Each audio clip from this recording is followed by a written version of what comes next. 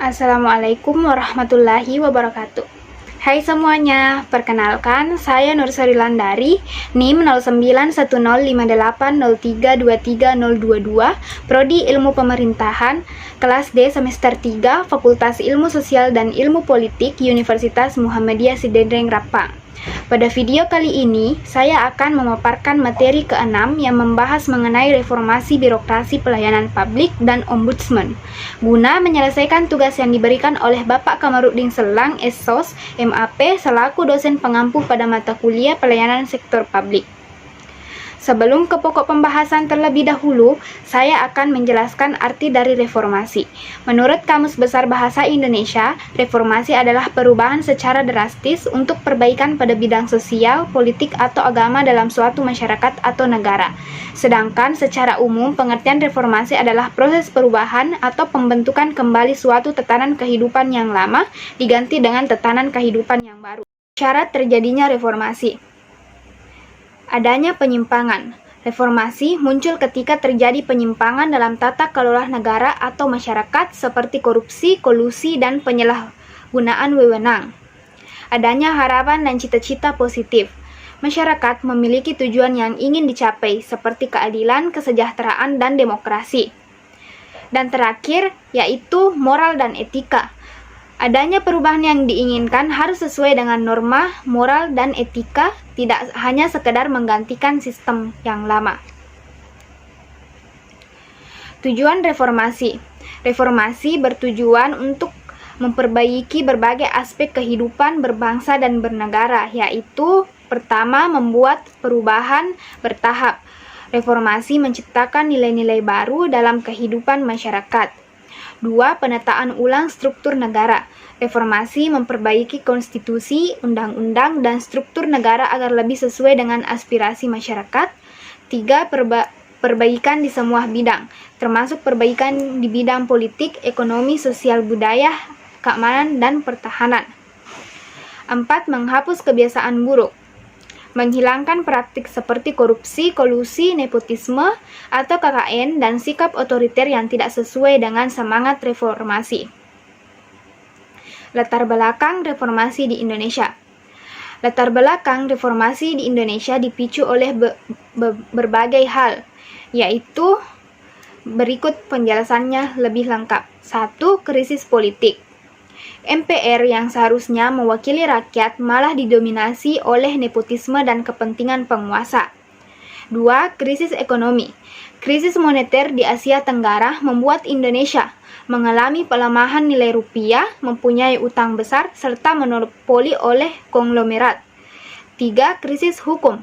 Hukum dijadikan alat pembenaran kebijakan pemerintah dengan peradilan seringkali direkayasa untuk melindungi penguasa. 4. Krisis sosial. Ketimpangan sosial antara elit politik dan rakyat biasa sehingga memicu kecemburuan sosial. Dan terakhir, yaitu krisis kepercayaan.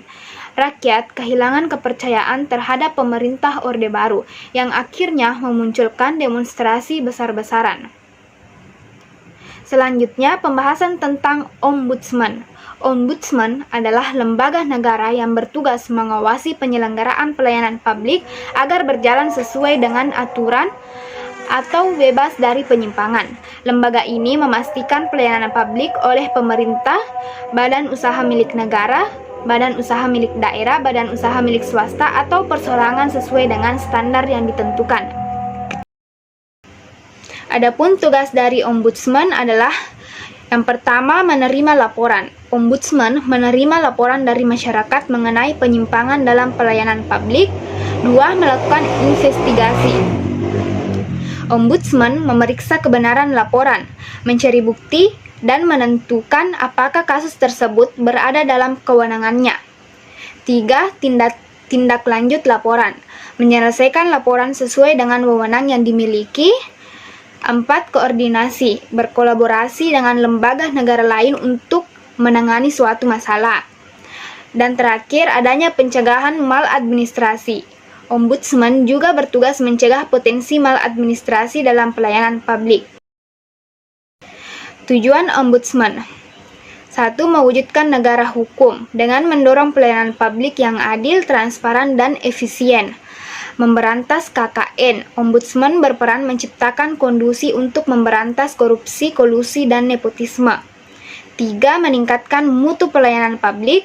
Ombudsman memastikan masyarakat mendapatkan pelayanan yang adil, aman, dan sejahtera. 4.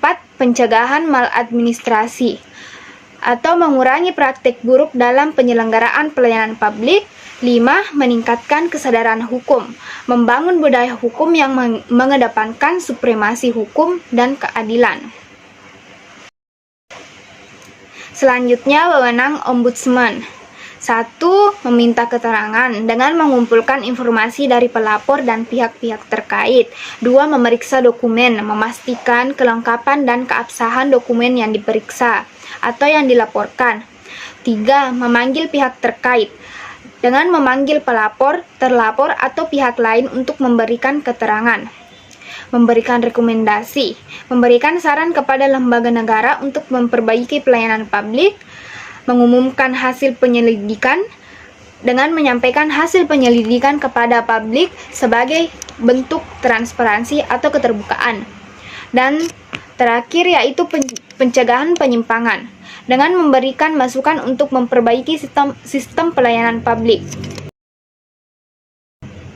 Nah, dengan perannya, Ombudsman berfungsi sebagai pengawas sekaligus pelindung masyarakat terhadap segala bentuk penyimpangan pelayanan publik.